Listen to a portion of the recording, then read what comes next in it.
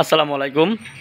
দেখুন আজকে আমি মুরগিগুলোকে মাচায় ট্রান্সফার করব, যার কারণে মুরগিগুলো মাচায় দেওয়ার আগে যে কাজগুলো করতে হয় সেই কাজগুলো কিন্তু করেছি। আমি আপনাদেরকে সুন্দর করে দেখাই। আসসালামু আলাইকুম, সকলকে অহনা এগ্রো অ্যান্ড ফিশারিজের পক্ষ থেকে শুভেচ্ছা ও অভিনন্দন।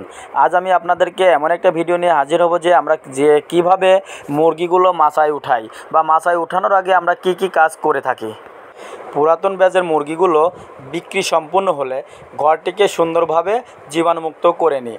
জীবাণুমুক্ত করার যে পদ্ধতিগুলো আছে আমি সেই বিষয়ে অন্য একটি ভিডিওতে আলোচনা করব।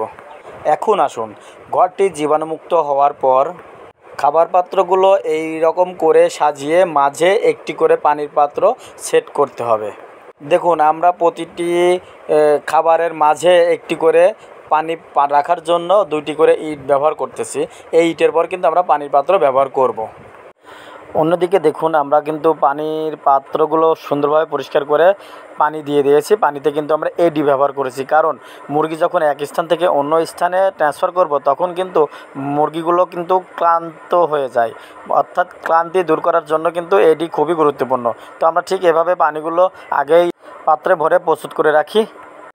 দেখুন, এই মুরগিগুলোকে কিন্তু আমরা মাচায় উঠাবো। তো মাচায় উঠানোর আগে আমরা মাচার কাজগুলো শেষ করে দেখেন এইভাবে একটি করে খাবার পাত্র, একটি করে পানির পাত্র, একটি খাবার পাত্র, একটি পানির পাত্র পরপর সেট করে আমরা পানি এবং খাবার কিন্তু দিয়ে দিয়েছি, যাহাতে মুরগি এখানে যাওয়ার সাথে সাথে খাবার ও পানি পায়। তো পানিটা কিন্তু এডি দিয়েছি, আগেই বলেছি। তো এইবার মুরগিগুলোকে আমরা সুন্দর করে গুছিয়ে একত্রে করে রাখবো, মানে গাদাগাদি করে এক জায়গায় রাখবো, অল্প জায়গার মধ্যে অধিক মুরগি। তো এটা কেন রাখবো? মুরগিগুলো ধরায় আমাদের সুবিধা হবে। দেখুন আমরা কীভাবে অনেকখানি জায়গার মুরগিগুলো অল্প একটি জায়গার মধ্যে ঘনত্ব করে রেখেছি। এখন মুরগিগুলো কিন্তু আমরা অন্য মাচায় নিয়ে যাওয়ার জন্য প্রস্তুত হচ্ছি।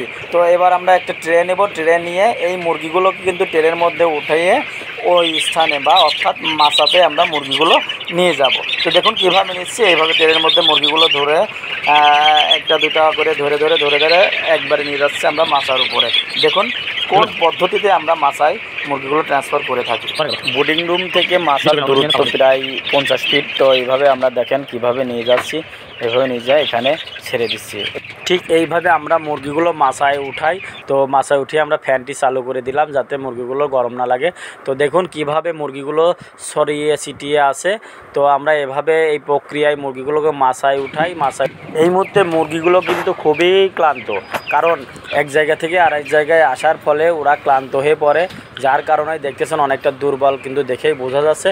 তো এই মুরগিগুলো আস্তে আস্তে স্বাভাবিক হয়ে যাবে, যখন ওরা পানি খাবে, পানি খেলে ওরা একটা অতিরিক্ত এনার্জি পাবে। তো সকলকে ভিডিওটি দেখার জন্য অসংখ্য ধন্যবাদ।